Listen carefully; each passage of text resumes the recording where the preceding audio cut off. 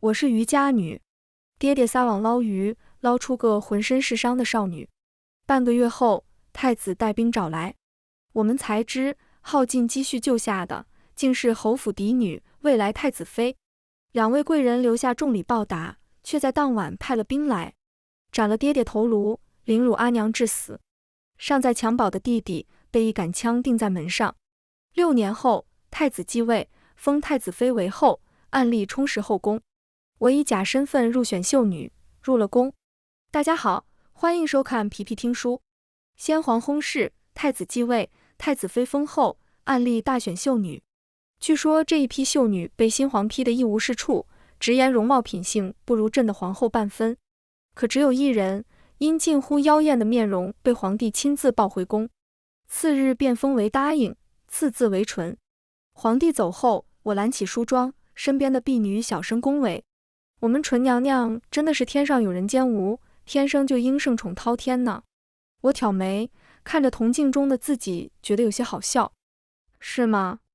那若是这圣宠是以你全家的性命为代价呢？6年前，我还只是一个没有规矩的渔家女，父母为人和善，虽清贫，却也知足常乐。弟弟早产，阿爹为了给阿娘补身子，整日早出晚归的捕鱼补贴家用。可在一个大雨天，本该早归的阿爹却迟迟不见踪影。天色越来越暗，担心父亲出意外，我等不及冒雨去接。还没等到码头，远远的就看见父亲用板车拉着什么，我赶紧迎了上去。阿爹，这是什么？大鱼吗？快回家！阿爹一脸正色打断我，拉着我就往回走。等到了家，我才看清，板车上是一个浑身是伤的少女。阿娘只看一眼便心疼道：天啊，这孩子怎么流了这么多血啊，要了命了！说完也不顾正在吃奶的弟弟，一边赶紧起身找来干净的衣物准备给少女换上，一边让我去拿止血药。阿爹则皱眉，拿出家里的全部积蓄，冒雨出去请了大夫。少女昏迷了整整3天，我和阿娘衣不解带照顾了3天。为了请郎中，阿娘甚至把自己嫁妆当买药材。既然有缘相遇，咱们就不能见死不救。全家人掏空所有，只盼她能好起来。3日后，少女醒来，我开心的大呼：母亲！她醒了。一家人闹闹哄哄的过来查看她的伤势，又恐唐突，母亲拉着少女的手，轻轻拍打，缓解她的不安。姑娘啊，别怕啊，你安全了。我则蹲在一边，小心翼翼地偷看着这个姐姐，心想她可真好看啊。少女身段柔弱，举止行为有礼，一看就和寻常人家的姑娘不同。但不管是爹娘还是弟弟，包括我，都很喜欢她。本以为日子就会这样过去，直至半个月后，我家门前出现一辆华贵的马车，马车上走下来一个衣着华丽的男子，男子留下白银1000两后，带走了少女。我虽不舍，但也是高兴的。爹，这么多钱，你终于不用起早贪黑去捕鱼了。我看着这些银两和礼物笑得开心，弟弟再也不用挨饿，父亲也能歇一歇了。阿爹笑着教育我们，所以说好人有好报啊。说着便拿出一些银子，让我去把母亲的嫁妆赎回来，再把一管赊账的钱还上，剩下的买点吃的回来。我屁颠屁颠地跑去镇上，根本不知那竟是我见阿爹的最后一面。天黑前，我拎着大包小包往家走，因为舍不得坐牛车，我步行回家，怀里揣着给弟弟买的拨浪鼓，我脚步加快，一路上幻想着我们一家的幸福生活。快进村的时候，我的心口突然发紧，心慌的不行，加快脚步往家跑，因为着急，夜色还深，没看清脚下，摔了个跟头，顾不得疼痛，爬起来就往家赶。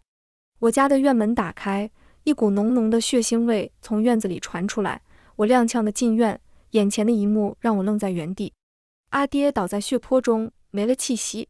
屋内，母亲衣衫不整，满身是血，却依旧拖着身子向门柱爬去。门柱上钉着一把流血的刀，刀上挂着的是我襁褓里的弟弟。我连滚带爬滚到娘身边，大哭求娘活着。柔儿，母亲撑着最后一口气唤我：娘，你流了好多血，娘，求求你别死，别丢下我。柔儿，快跑！母亲断断续续讲完发生的一切，递给我一个腰牌，咽了气。原来在我离开后不久，就有一伙人强闯我家，父亲以为是山匪，把所有银两都拿了出来，只为换下母亲和弟弟的性命。可那群人的目的根本不是钱财，当着父亲的面玷污了母亲，在父亲的求饶声中砍死了父亲。我要报仇，父母弟弟不能白白送死。天刚亮，我就去了衙门，还没让我等到县老爷，就看见有官兵在清人。这些人不顾我要报官，拉扯着我将我撵到角落，隐约间我看见这人身上的腰牌跟母亲给我的一样。不一会儿，那辆熟悉的华贵马车出现，我手里紧握母亲给的那个腰牌，恨恨地看着从马车上下来的二人。县令跪在地上谄媚叩首，参见太子殿下。太子，我忙向周边人打听这一男一女的身份。原来父亲那日救下的人不是别人，就是跟在太子身后的侯府嫡女慕云瑞，也是未来的太子妃。我失神落魄地回家，跪在家门前泣不成声。做梦都没想到，我们花光全部积蓄救活了少女，却断送了我全家人的性命。在父母弟弟坟前，我喃喃道：弟弟啊，你错了，好人不一定有好报，好人难当，我要让那群畜生血债血偿。6年后，太子登基，我靠着一张美艳无双的脸成功入宫。皇帝痴迷于我，仅仅1夜就让我备受恩宠，数不清的赏赐送进我住的水云轩。从答应到贵人，我只用了短短几日。我自幼就在海边长大，海风吹，阳光晒，皮肤黑亮。可我阿爹疼我，经常冒险去捞些珍珠给我，他舍不得拿去卖钱，却舍得给我用来养肤。这也让我相比其他渔家女妇白一些，但和官家小姐比，我还是个乡野丫头。如今，我这一身如凝脂一般的肌肤和容颜，都是付出代价换来的。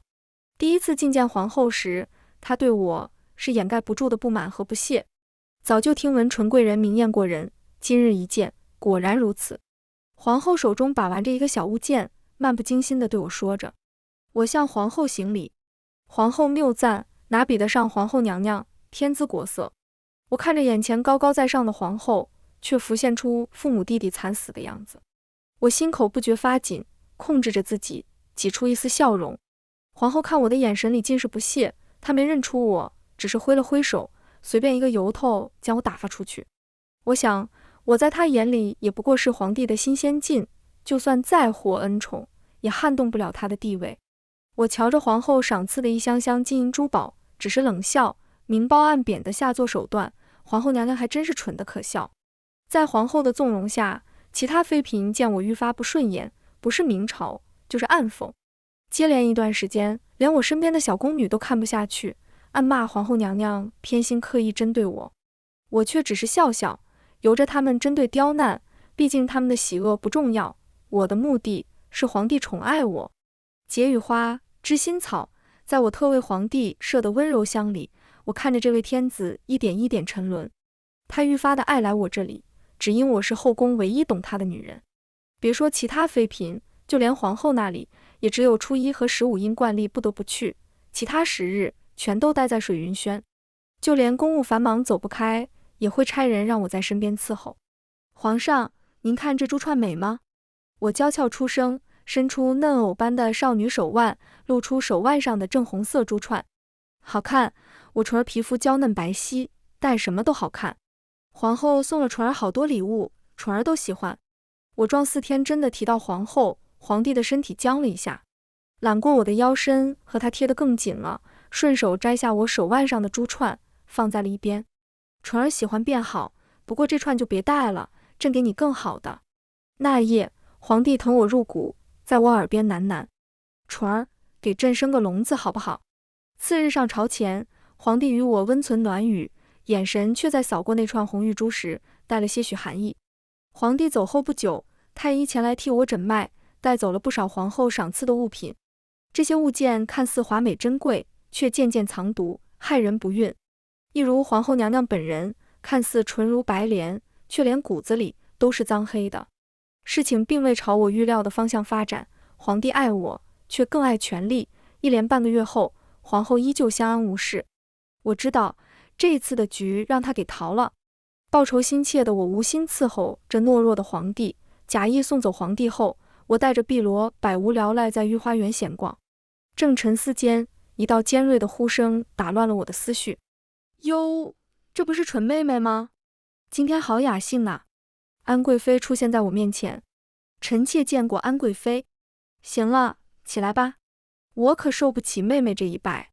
我听着安贵妃语气中的碾酸味，忽然展颜一笑。正愁新局如何布置，这关键的人不就自己送上门来了吗？入宫半年，皇帝爱我，夜夜恩宠，可我的肚子却是半点动静也没有。我倒不太在意，可皇帝却是先我一步着急上了。他膝下子嗣单薄，继位后朝廷暗潮涌动，旁支虎视眈眈。此番情景之下，他急需多添子嗣以固皇权。之所以这么着急扩充后宫，也正因如此。而皇后早年却因伤留下病根，这辈子想要孩子恐怕不可能了。可如今宫中也只有和皇后母家相当的安贵妃，在3年前还是太子侧妃的时候，为皇帝诞下过一对龙凤胎。只不过啊，这对龙凤胎也被皇后使了计谋给要了过去。从这之后，皇帝再无别的子嗣。听身边的小太监说，这些年妃嫔或不孕，或流产，怕是。皇帝和太医前后脚来了我宫中，太医请完脉，在皇帝耳边低语了几句才告退。皇帝一脸愁容。我的身体自然是无恙，太医也诊断不出什么。但我从没想过用孩子来捆住皇帝的心，更不会给仇人生下一儿半女。皇上是不是怪纯儿？我仰着脸，眼角带泪。纯儿这是哪里的话？朕怎么会怪你？疼你都来不及。我小声抽泣，惹得皇帝怜爱。纯儿这是怎么了？皇上，以后还是不要天天都留在纯儿这里了，也去其他姐姐那里。我听说安姐姐的桂花酿最是香甜了。纯儿这都知道，不过纯儿这是厌烦朕了。我娇羞的抬眸看着皇帝不语，一夜承欢。第二日，皇帝便去了安贵妃那里。敌人的敌人就是朋友。还没等我去给安贵妃请安，安贵妃就主动找上门。纯妹妹还真是大方。安贵妃身后的丫鬟端着一壶桂花酿。皇帝说，纯妹妹想着我的桂花酿，闹着她去问我要。这不，我听着信就送来一壶给你。多谢安贵妃。我欠了欠身，给安贵妃行礼。你也别嫌我小气，这桂花酿本就没多少，昨日大半都让皇帝喝了。姐姐，有句话我不知当不当讲。安贵妃平退了贴身丫鬟，屋里就剩我们2人。妹妹有话就说，皇帝这子嗣就靠姐姐了，我定然帮着姐姐留下这孩子。说到孩子，安贵妃的眼睛亮了，她何曾不想拥有自己的孩子。妹妹你正获隆恩，子嗣不比我容易。我笑了笑，这后宫里只有娘娘你有过子嗣，何不锦上添花？说罢，我递上一个锦盒。看安贵妃的神情，我知道她这是心动了，可这宫里的天说变就变，她也是个聪明人。哼，纯妹妹要是想喝这桂花酿，差人去拿就是。说完，安贵妃起身离开。不过几个月，安贵妃传出有喜，皇帝高兴之余，却对我一脸歉意。纯儿，你知道的，朕最想要的是和你的孩子。皇上疼臣妾，臣妾自然知道。安贵妃有孕，我也高兴。皇上的孩子就是臣妾的孩子。我的话哄得皇帝很是开心，但他的手还是在我小腹处流连。臣妾将来肯定给皇帝生很多的孩。我笑着钻进皇帝的怀里。安贵妃有了身孕，皇后直接坐不住了。她一心防我，却千算万算也没算出安贵妃能怀有身孕。本想故技重施，差人给安贵妃送去不少补品，安贵妃全都找理由挡了回去。挡不回去的也都让人处理了。没几日后，太医给我请脉，我在太医脸上看见了欣喜。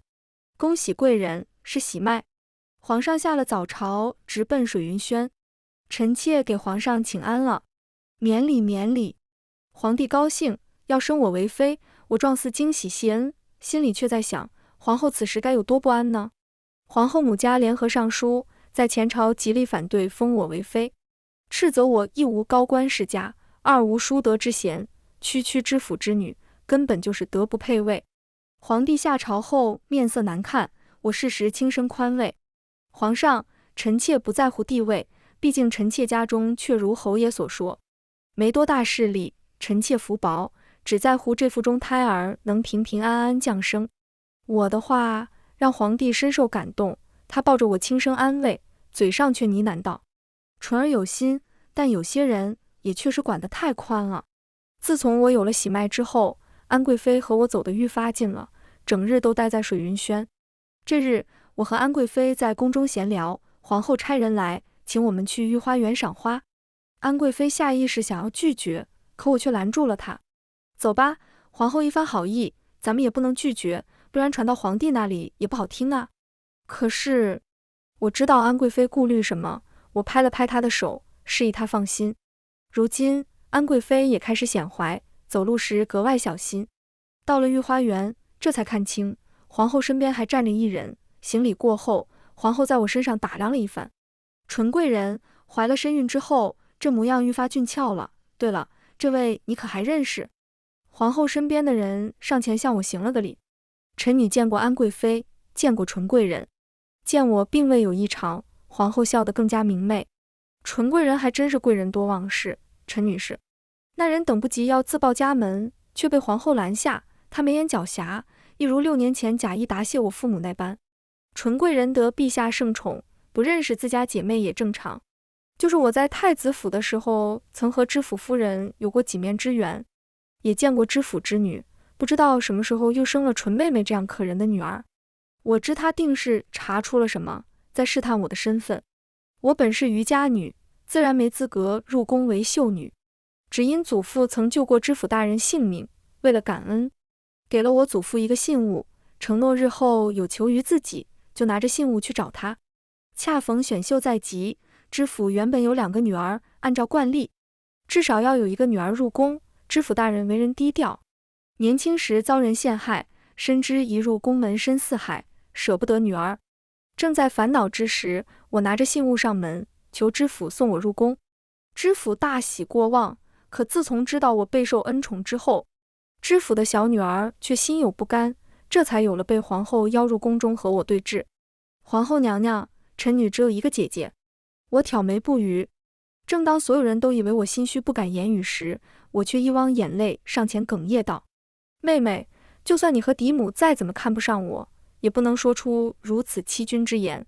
我转身直直面对皇后，步步逼近。皇后娘娘，我的母亲只是个外室，几年前被知府大人接回府宅。我与母亲一向低调行事，鲜少和姐妹们见面，她们看我脸生也正常。说完，我拿出知府传家手镯，此手镯便是父亲在入宫前给我的一个念想。至此，知府之女也不敢胡言乱语，只是憋着一口气，愤愤地看着我。哼，也难怪，一个外室还想爬多高，也不看看自己配不配。皇后阴阳怪气地说了几句之后，便声称自己乏了，让我和姊妹拉拉家常，便起身要走。我却忽然一把抓住皇后，步步紧逼，言语施压。皇后娘娘如此聪明，找我家妹，怎么就不再多找一会儿呢？还是说顺姐姐心意者才算人，不顺姐姐心意者，皇后是记也记不得了？皇后显然被我惊吓住，似是想到了什么，猛地用力将我推倒在地，大声斥责我不懂规矩，该打。众目睽睽下，身旁的安贵妃率先反应过来，急忙想将我搀扶起来，却见我脸色惨白，裙摆间隐约见红。姐姐，不用这么紧张。我压低声音对安贵妃说着，可还不等我反应，安贵妇就已经开始喊人。我额头上渗出汗水，皱眉躺在床榻上。太医紧张地给我诊脉，皇上握着我的手：纯儿，怎么这么不小心啊？话音刚落，就听安贵妃在一旁吓得都快要哭了。皇上，是臣妾的不是，臣妾没能保护好纯贵人。安贵妃的话让皇帝脸色一沉，回禀皇上，纯贵人似乎有了滑胎之象。什么？怎么可能？皇帝大怒，一时间水云轩内外跪满了人。怎么回事？皇帝走到安贵妃身边询问白天发生了什么。安贵妃一五一十地将白天的事说给皇帝听，皇帝当场勃然大怒。皇上，皇上！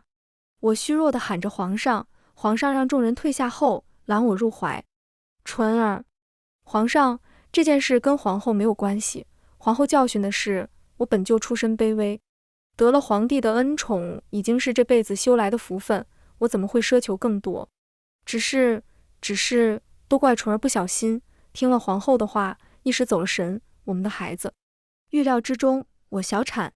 皇帝怪罪皇后没能照料好六宫之事，下旨禁足3个月，料理六宫之事由安贵妃代理。这仅仅是个开始，因为没了孩子，皇帝对我比以往更加宠爱。如今我在提出让皇帝雨露均沾时，皇帝刮了刮我的鼻尖：“你个小没良心的，就这么舍得将我推给别人？”我看着皇帝这副情深模样，只觉得胃里恶心。因为皇后被禁足，前朝大臣纷纷上折子，大骂我妖媚惑主，颠倒黑白斥责是我不小心滑了胎，却要将这一切都赖在皇后头上，简直就是天大的冤屈。尤其是侯爷，直接在前堂直言，这宫里往年也有妃嫔滑胎，这要都怪罪到皇后身上，那我这条老命都不够赔的。可他不知，他这一言直接刺进了帝王忌惮的心。昔日侯府仗着往日的恩宠和先帝的遗诏，这么多年一直都牵着皇帝的鼻子走，皇帝早有不满。而皇后仗着母家权势，自己不能有孕，别的嫔妃也别想有。皇帝作为太子时，为了稳固势力，只能睁一只眼闭一只眼，而今他已然是帝王，更不可能受制于人。在我的软语之下，皇帝向我保证过，他堂堂一个帝王，如何连心爱之人都护不得了？侯爷忤逆圣意的进谏，气得皇帝当场就下令，以后如果再有人为皇后求情，斩立决。这才暂时挡住了这些大臣，可他们哪里是那么容易妥协的？太医跟皇帝说，我这身子本就弱，平日的吃食中不少都是良性大的食物，往后再想怀龙嗣恐怕不那么容易。那几日里，我故作哀愁，素面朝天，整日以泪洗面。几天后，身边的小太监高兴地冲到我面前，恭喜小主，贺喜小主，皇上让老爷进了翰林院，连升3级。太监的话音刚落，就听见外面的通报声：皇帝驾到。我虚弱起身，给皇帝请安。纯儿是不是还在怪朕？臣妾不敢。过2日，让你母亲进宫陪你可好？母亲，我不禁内心自嘲，如果母亲知道我的枕边人就是要了他的命的仇人，又该如何？皇上，您就不要费心哄臣妾开心了，母亲她本就没资格入宫，到时候大臣们又该指责臣妾，臣妾只想安安稳稳陪在皇帝身边。说完，我轻轻抬眼看着皇帝，皇帝最受不了我这个眼神。他也无数次说过，我的眼睛能要了他的命。朕都知道，不过以后再也没人说你身份的事，他们瞧不起你，就是瞧不起朕。知府的老爷顾廷和侯爷慕云凡本是同窗好友，同年科考，皆榜上有名，一个状元郎，一个探花。顾廷本是状元郎，按理说应该入宫为官，大展宏图，但两家的背景身份差距过大，慕云凡顶替了顾廷的官位。先帝是惜才之人，有意提拔顾廷，可慕云凡却心生嫉妒，生怕顾廷的才学高过自己，干脆随便找了个由头，让先帝打消了这个念头。这件事，顾廷在我入宫前讲给我听，让我处处小心皇后。作为慕云凡的女儿，慕云瑞和他父亲一样善妒。不仅如此，我还知道了一个秘密。如今，顾廷进入翰林院，也算是了却了当年的一番心愿，我也算还了个人情。不久，安贵妃为皇帝生下龙子，皇后像往常一样，要将孩子接到自己身边照顾。皇帝回绝了，安贵妃经常带着小皇子来找我玩，看着肉乎乎的男婴，我想起我惨死的弟弟。如果他没死，现在也到了读书的年纪。说来也怪，我和小皇子很有缘分，小皇子只要看见我就不停地笑，每当这时，水云轩都格外热闹。怎么这么开心啊？皇帝下了朝，来水云轩看我也成了惯例，见我逗着小皇子，皇帝也要伸手去抱，可这手刚碰到小皇子，小皇子就哇哇大哭，这可吓坏了安贵妃。皇上，小皇子太小，可能是饿了。我却在一边捂着嘴乐，小孩子就是这样的，从他出生都没见过父皇几次，认生是自然的。这样大逆不道的话从我嘴里说出来，皇帝倒也没觉得有什么不妥，跟着我笑着说，你这是又在怪朕？臣妾哪里敢。说完抱着小皇子逗着皇帝，小皇子也终于露出笑脸。皇帝公务繁忙，在我这里停留了一会儿，就离开了。纯妹妹，谢谢你。安贵妃是聪明人，从桂花酿开始到今天，每件事的得意之人都是她。我却脸一沉。安贵妃，你说，如果是你，你会让小皇子健康长大吗？我的话让安贵妃脸色一变。皇后那边早就解开了禁足，她的平静太不正常了，甚至前几日传出染了风寒，整整3日足不出户。妹妹，你的意思是？我笑而不语。几日后，小皇子高烧不退，整个人仿佛睡死了过去。太医去了一个又一个，全都摇着头出来。安贵妃哭晕一次又一次。我去看了，小小的一个小团子，如今瘦的都脱相了。皇帝，求求你救救皇儿！是皇后。安贵妃向皇帝哭诉着，一旁的皇后见安贵妃将矛头指向自己，大喊冤枉。一时间好不热闹，而我静静地握着小皇子的手，一言不发。够了，都什么时候了，还在这里争吵！皇帝怒吼一声，走到我身边。纯儿。我闻言抬眼，这一眼，皇帝看得心碎，对身边的太监说：彻查此事。可是，就连太医都不知道小皇子高烧不退的原因，更不知道从何查起。在太医诊脉的时候，我眼尖地发现小皇子的胳膊上有一个极其细小的红点，我赶紧拉开小皇子的衣服查看。太医看到我奇怪的行为，也跟着查看。这一看，不要紧，小皇子的身上各处有10来处这样的红点。这……太医一脸难以置信地跪在皇帝面前，说：怎么了？依老臣看，小皇子这不是病，这是蛊。蛊！在场的所有人都惊讶不已。如果是蛊，那就是有人存心要害小皇子，这事就大了。皇帝下意识地看向皇后，感受到皇帝的目光，皇后立马跪下。皇上！皇帝没有理会皇后，而是拽过太医。怎么知道这下蛊之人是谁？这蛊十分凶狠，需要下蛊之人用心头血做引，而且要养蛊5个月才能成熟。这么看来，下蛊之人在小皇子还没出生就开始养蛊了。太医停顿了一下，继续说道：下蛊之人的住所附近必然会有一个血瓮。查！此话一出，皇帝震怒，宫中开始四处搜寻血瓮，就连无人去的冷宫都派人查找。2个时辰以后，2个黑衣人抱着一个血瓮出现。对，就是这个东西。黑衣人在皇帝耳边低语几句之后，皇帝走到皇后面前，大怒，一巴掌将人扇翻在地。皇帝令人来给皇后验身，几个婆婆将皇后带到偏殿。果然，皇后的心口处有针刺的痕迹，一些证据指向皇后，皇后就是那个下蛊之人。好歹毒的女人！来人，把皇后打入冷宫，降为庶民。臣妾冤枉，皇上，臣妾冤枉，臣妾没有。皇后的解释在此时毫无可信度，眼看自己要被拉出宫殿，她说起了和皇帝之间的往事。皇帝，你说过，这一生只爱臣妾一人，就算臣妾不能生育，也是你唯一的皇后。皇上，你还记得吗？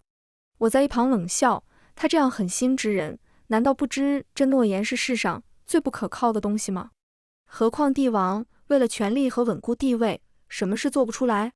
如今侯府已经触了皇帝的大忌，皇后还不知收敛，皇帝自然不会放过他们。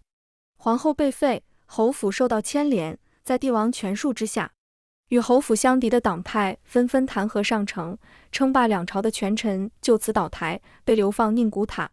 生活归于平静，小皇子也日渐好转，却越发爱黏着我。安贵妃的龙凤胎也自然回到了自己宫中抚养。纯儿，你入宫已经3年，如今这身子也调养得差不多。皇帝的言外之意，我又何尝听不懂？我只是笑着娇羞点头。几日后，被打入冷宫的皇后传来死讯，转而安贵妃就出现在我宫中。你听说了吗？皇后她死了，死状极惨，说是病了无人过问，发现时半个身子都让老鼠啃食了。说到这里，安贵妃不禁打了个冷战。我瞧着她后怕的模样，只看着自己的纤纤玉手。皇后过世当晚，我皱着眉满是嫌弃地踏进冷宫。皇后在见到我第一眼起，就说要把我撕碎，可我却丝毫不惧，反而捏起她的下巴。慕云瑞，被人残害的滋味不好受吧？你也该死了，不，你就该死在6年前的那个雨夜里。什么？你是谁？不可能，我明明没留活口。没留活口？那我是谁？哦，我是来索你命的。我甩开慕云瑞，冷笑着，当年我父母花光所有积蓄救了你，你却恩将仇报。你，来人啊，来人啊！叫吧，叫破喉咙也没人能听见，就算你今天死在这里，也没人知道。说完，我掰开他的嘴，往他嘴里塞了一颗药丸。慕云瑞剧烈咳嗽，一时间说不出来话，这药丸能麻痹人的神经，让人四肢无法行动，更说不出来话，但能感知疼痛。看着他如木头般躺在地上，临出门前，我将提前准备好的老鼠和虫子尽数倒在冷宫的地上。他就是想死，也死不痛快。我要让我父母身上遭受的一切都千倍百倍地还给他。慕云瑞死后，皇帝丝毫没有悲痛之意，我不禁感叹，果然这帝王最是绝情。侯府被抄家充公，听说从侯府中搜罗出不少金银财宝。侯府倒台后，朝廷权势来了一场大换血。顾廷一跃成为一人之下万人之上，我也顺利升为贵妃。国不可一日无后，皇帝想让我当皇后，而我却极其厌恶这个位置。皇上，臣妾知道您的心，但是纯儿资历尚浅，更无子嗣，我若成了皇后，这朝野上下肯定会有意见。我看谁敢！依臣妾之意，安贵妃出身好，也有母仪天下之能力，更为皇帝诞下3个孩子，这皇后非她莫属。这不是委屈了你？皇帝虽然这么说，但在我说完那些话之后，他一脸轻松之意，就知道在他心里早有皇后人选。封后大典十分低调，新皇后的母家地位虽然抬升，但是依旧高不过顾廷的官职，皇帝也定然不会让我当皇后。没过多久，皇宫里莫名发生瘟疫，皇帝身边的贴身太监和宫女几乎全都感染，一时间宫内乱作一团。很快皇帝也被传染，虽然有太医贴身伺候，但我还是主动请缨，不怕被传染，贴身照顾皇帝。纯儿，朕这个样子是不是很吓人？皇上，别说那些，好好吃药，你肯定会好起来的。为了避免皇后和皇子们感染，我建议皇帝让皇后去行宫躲避，封锁皇宫，隔离病毒。说来也怪，这病毒在皇宫之外虽然有，但疫情并没有宫内严重，太医们也都奇怪这场瘟疫的源头。查来查去也没有新的发现，皇帝也一天比一天严重，清醒的时候也越来越少，大臣们也着急。太子之位还空缺着，朝臣们一个个上书，想要皇帝早立太子。这日，皇帝好不容易清醒了几个时辰，喂完药，我转述了大臣们的想法，皇帝脸憋得通红，这皇位他才刚坐了没多久。我一边给皇帝顺气，一边宽慰。大臣们也是为了江山社稷着想，这国不可一日无君。太子只不过是大臣的定心丸，皇帝吉人天相，区区一个瘟疫奈何不了皇帝的。皇帝子嗣本就单薄，仅有2个皇子，太子之位也只能是长子。很快，诏书就下达到行宫，皇子文封为太子，暂替皇上监国，由顾廷辅佐。太子文回宫之后，捎来了皇后的亲笔书信，字字句句中都是对我的感激之言。为了皇帝的健康和太子的安危，还没痊愈的皇帝搬到较远的宫殿中，而我一直陪在皇帝身边。太医，这都多久了？皇帝怎么还不见好？恕属下无能，皇帝的疫病蹊跷，总是在好与不好间徘徊，这身体亏虚，也不敢用猛药。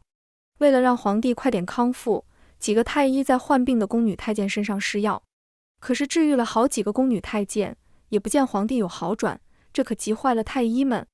不久，我身上也有了疫病之兆，太医们更是恐慌。我在皇帝清醒时主动提出为皇帝施药，皇帝虽然没说什么，但我看他的眼神中却有感激之情。这夜，皇帝可血不止，我屏退所有人，跪坐在皇帝面前。皇帝，你爱纯儿吗？唉，可纯儿不爱你，纯儿恨透了你。纯儿，皇帝一脸惊讶之情。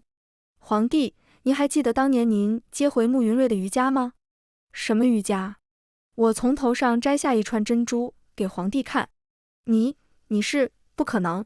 皇帝挣扎着想要起身，身子却动不了。别白费力气了，你和慕云瑞的反应一样。哼，我心中一直都有一个疑问，到底是因为什么？你们要恩将仇报？我，纯儿？也对，你如今也要说不出话了，因为我早在你身体里下了毒，就连慕云瑞也是一样。我缓了缓，继续说道，慕云瑞这一生再无子嗣，可他最后还真是冤枉。这下蛊一事只不过是我和太医的一场表演，小皇子只不过是得了普通风寒，太医在诊脉前锁上了几道穴位。哦，对了，我这肚子从来也没有过子嗣，这辈子也不可能怀你的种。那场滑胎也只不过是一场戏，一场离间你和慕云瑞的戏。说到这里，皇帝已经浑身颤抖，嘴角的血不住地往外冒着。你不是最长情的吗？我今天就送你去见慕云瑞。哦，对了，给陛下讲个秘密，当年侯府为了权力，狸猫换太子，将自己府上的一个丫鬟之子偷换进宫，那孩子本是个下贱胚子，却被人瞒天过海一跃成了太子。陛下，你猜那下贱胚子是谁？皇帝的眼睛瞪得老大，想说话却说不出，不多时就咽了气。新帝登基，安贵妃成为太后，他与我这些年早生情分，想留我在宫中，可我只是摇头婉拒，后策马离开了京城。我孤身一人回到渔村的那个小房子里，曾经里面欢声笑语一派温馨，如今却是人去楼空，蛛网密布。推开门，我擦干脸上的泪水，一如儿时，脆声声喊道：阿爹，阿娘，我回来了。番外，在我们村里有一个传言，只要求到海神娘娘，就能换取自己的心愿。为此，我求遍村里所有的年长的阿伯阿嫂，这才带我去了海神洞。和父亲要好的阿伯劝我，人死不能复生，还嘱咐我早点离开渔村，免得遭遇不幸。我知道他们是为了我好，但我下定决心不能让他们枉死。能进去海神洞是讲缘分的，不是所有人都能进去。但我也只有这一个机会，我在海神洞门口跪了3天3夜，用鲜血写下愿书。就在我快要撑不下去的时候，水中出现一个洞口，我赶紧起身，小心地钻进洞，这里很亮，亮得晃眼。在洞里，我又等了整整2天，这才见到了海神娘娘。我想要报仇，我不畏惧眼前有些恐怖的海神娘娘，镇定自若地说出自己的诉求。海神娘娘给我指明一条复仇之路，不过成不成要看我自己，而且我还要付出相应的代价用来交换。我不假思索答应海神娘娘，之后我便经历了彻骨的疼痛，才换来这一身如同凝脂般的肌肤和一身秘术。这都是为了迷惑皇帝，让他痴情于我。而我要付出的代价就是折换10年寿命和终生无后，这2样对我来说不是代价，而是赏赐。皇帝在咽气的最后一刻，才知道他宠爱有加的纯贵人会是向他索命那个渔家女。全文完，皮皮听书，感谢您的观看，每天上新精彩小说，喜欢就订阅吧。